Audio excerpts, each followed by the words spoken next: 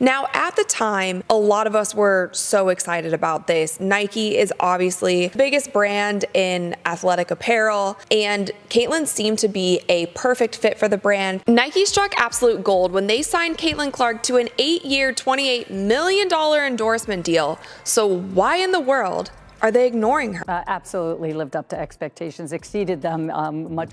Yeah, and you mentioned all the revenue drivers.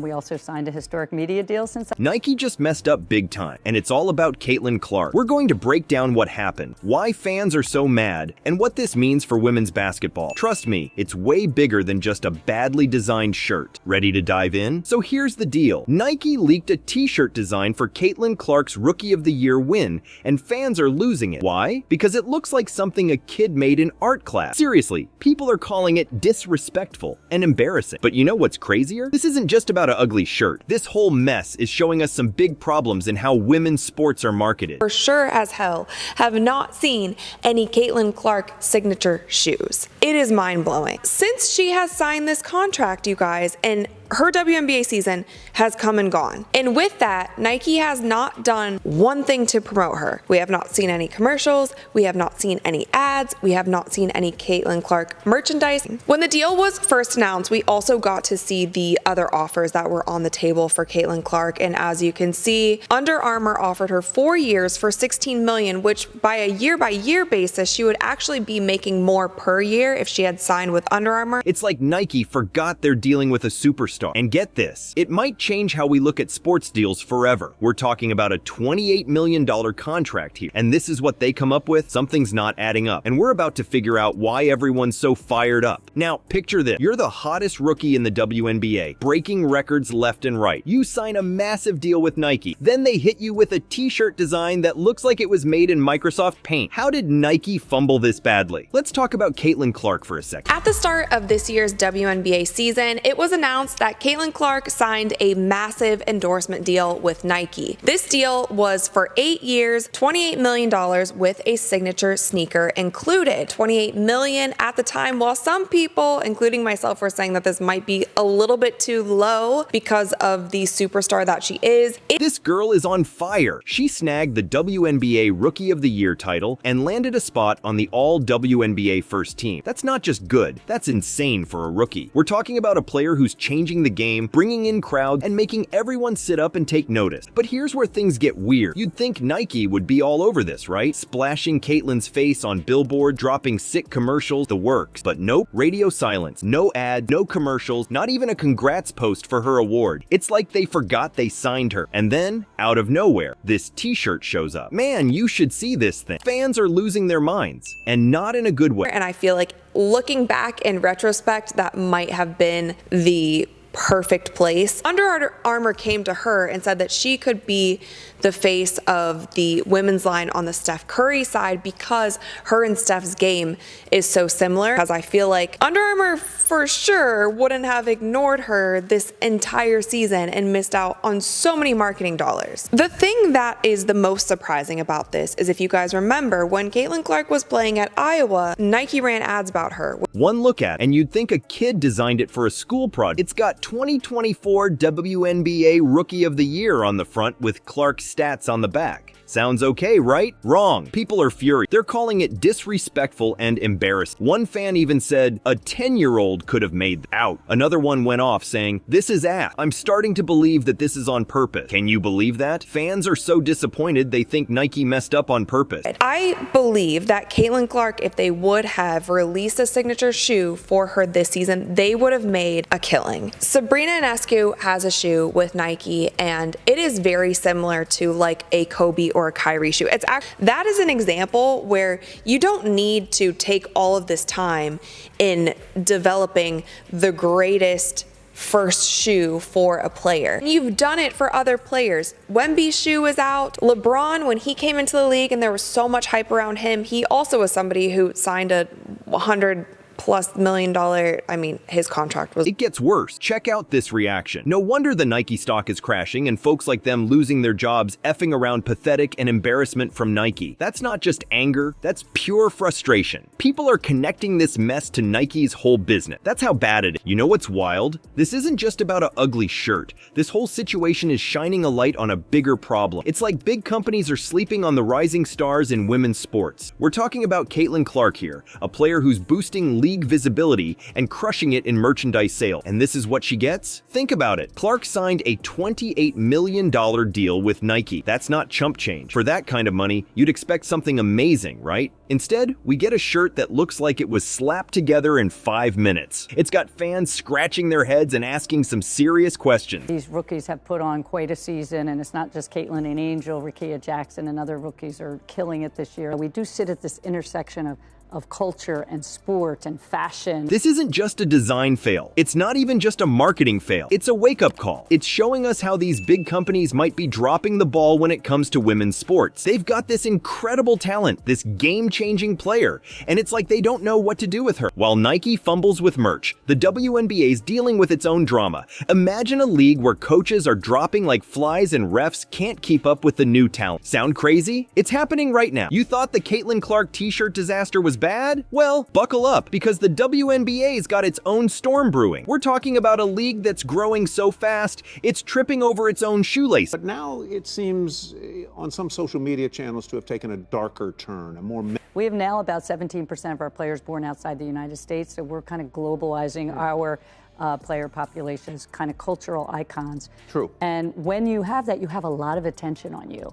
There's no more apathy. Everybody cares. Let's start with the coaches. Get this, about 25% of WNBA head coaches just lost their job. That's not a typo. 1 in 4 coaches gone. It's like musical chairs, but with clipboard. This shakeup is creating some serious uncertainty in the league. Players are wondering who's going to be calling the shots next season, and fans are scratching their heads trying to keep up. Now, let's talk about Caitlin Clark again. This girl isn't just changing the game. She's changing the whole dang league. Fans are going nuts for her. They're packing arenas, buying merch like it's going out of style. The Indiana Fever? They're suddenly the hottest ticket in town. It's like Clark's got a magic wand, and she's waving it all over the WNBA. And so we have that moment with these two. But the one thing I know about sports, you need rivalry. That's what makes people watch. They want to watch games of consequence between rivals. The social media is different today than it was in 1979 when it didn't exist.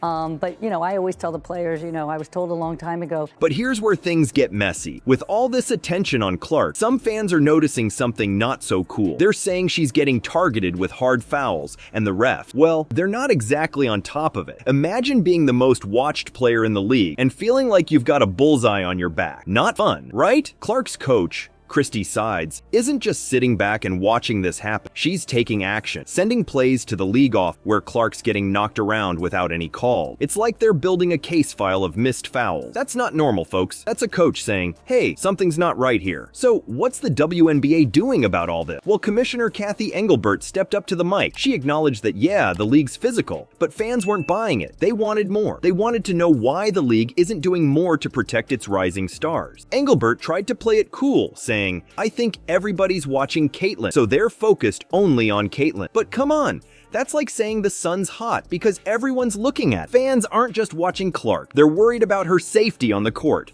If someone's typing something in and you wouldn't ask their advice, ignore it. So it's a balance, but certainly from a marketing dollars, but corporate partners are stepping up to endorse these players. Agreed, rivalries are good. Manning and Brady, the prime one among them.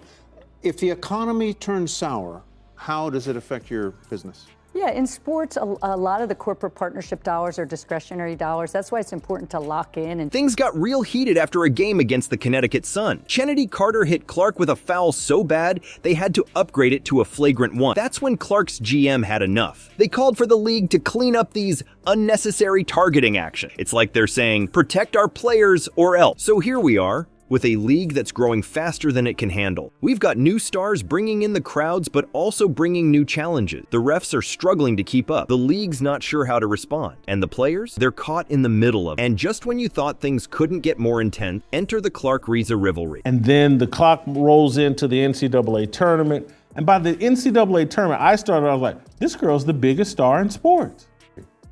When practice starts back up in October, and games start back up in early November or late October. She's now the biggest star in college sports, and she's playing at Iowa. Remember when sports rivalries were just about the game? Well, this face-off is showing us it's not that simple anymore, and the league might be in over its head. The Caitlin Clark and Angel Reese rivalry isn't just about who scores more points or grabs more rebounds. It's turned into a whole new ballgame off the court. We're talking social media wars, fans going wild, and the WNBA scrambling to keep up. Let's break it down. Clark and Reese are two of the hottest players in women's basketball right now. They're bringing in crowds, making headlines, and getting people excited about the sport. Sounds great, right? Well, it's not all smooth sailing. The WNBA commissioner, Kathy Engelbert, tried to spin this rivalry as the next big thing. She even compared it to the legendary Bird Magic rivalry from back in the day. But here's the thing, fans aren't buying it. Why? Because this rivalry isn't just about basketball skill. It's stirring up some ugly stuff on social media. Imagine scrolling through your feed and seeing fans attacking these players with racist and sexist comments. We just watched one of the most unique experiences in the history of sports. And I'm talking about the Caitlin Clark experience. Here's the excuse I'm going to give them, and this is the bow I'm going to put on this whole conversation. And this is a sympathetic take towards everybody on the Indiana Fever. And it's gone on non-stop. The Caitlin Clark experience. It's not pretty. The toxicity is so bad that players and the WNBA Players Association had to step in. They're saying there's absolutely no place for hate or racism of any kind in the WNBA or anywhere else. But some fans think the league isn't doing enough to stop it. Now, you'd think the commissioner would be all over this, right? Nope. Engelbert acknowledged that rivalries can lead to intense discussions, but she didn't really address the darker side of things. It's like she's trying to ignore the elephant in the room. They had other ads and things that came out, but since then it has been crickets. When she broke the record for the most points in NCAA scoring history for both the men and the women, Nike put up this huge billboard that's basically like, if you break it, you own it. And I personally don't understand how a brand like Nike, who has had athletes like Serena Williams, like LeBron James, like Michael Jordan, who branched off and made his own brand in itself. However, I will say that Caitlin Clark has created more buzz around the basketball landscape and has actually transformed and revived a league that... But here's where it gets really messed up. The rivalry isn't just affecting fans and social media. It's impacting how these players are treated on the court. Clark has been open about the physical play she faced. She said, "I feel like I'm just at the point where you accept it and don't retaliate. I know I'm going to take a couple of hard shots a game, and that's what it is. That's not okay. No player should have to accept getting roughed up. Fans are noticing, and they're not happy. They're calling out the WNBA for how they handle officiating and player safety. It's like the league is so focused on hyping up this rivalry that they're forgetting to protect their players." And then obviously you have Angel Reese still trolling her, and the people in the media being uncomfortable, and Paige Beckers is really the best player, and Paige Beckers, you know, she understands her white privilege. She ain't break my record. I was playing with a real size basketball. She wasn't. All of that. And it's like, oh, wow. This whole situation is exposing some big problems in women's basketball. It's not just about missed calls or bad tweets. It's about how we treat our athletes, how we handle conflicts, and how we deal with the ugly side of competition. The WNBA is growing fast, but this rivalry shows they might not be ready for all the attention. They're trying to market these star players and create excitement, but they're dropping the ball when it comes to the serious stuff. All right, let's recap real quick. We've got Nike messing up big time with Caitlin Clark's merch, the WNBA struggling to keep up with its own growth, and social media turning the Clark-Reese rivalry into a mess. It's like everyone's dropping the ball at once. So, what can we do about it? It's time for us fans to step up our game. We can't just sit back and watch this happen. Here, I know that they have fired people, hired new people, like there's a lot of moving parts. That to me, I know that they're blaming some of it on that, but that seems to be such a small, minor detail when you have the gold mine that is Caitlin Clark. So why in the world are they being so quiet about Caitlin? Either one, there's some stuff going on behind the scenes at Nike. Their stock has dropped like 20% this year. No, it's never happened in America.